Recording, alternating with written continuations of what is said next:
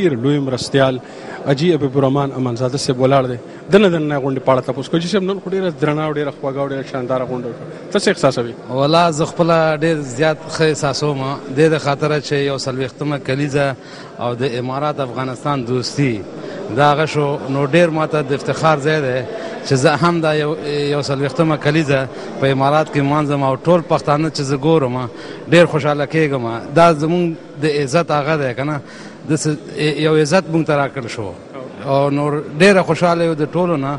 یعنې زه فکر کوم چې دا په ما باندې لکه اختر غوندې دی.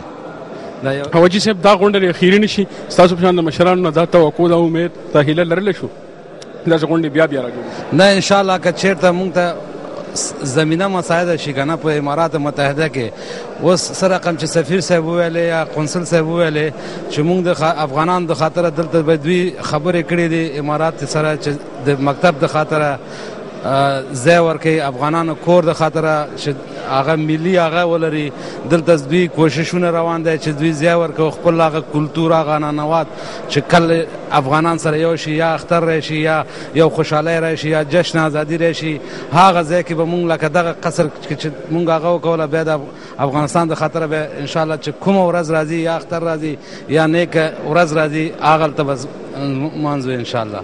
صاحب د شمشاد ټلویزیون مینوال ته په ټوله نړۍ کې ګوري که څه پیغام لري؟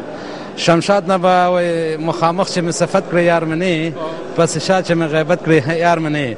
نو دا شعر مې د دې د خاطر وویل ندا صاحب چې شمشاد په ټولو ځایونو کې ځان یې رسولی دی او مونږ غټ افتخار لرو شمشاد ټلویزیون باندې چې په هره موقع کې دی مونږ سره راځي او دا انعکاس افغانانو ته وړاندې کوي.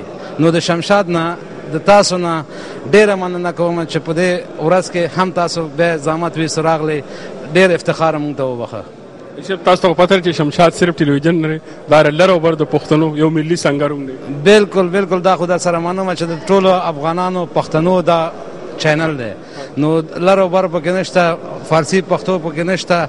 الحمدلله زه دا غټ افتخار کوم چې شمشاد لرو په امارات متحده عربي کې. ډېره مننه. ډېره مهرباني.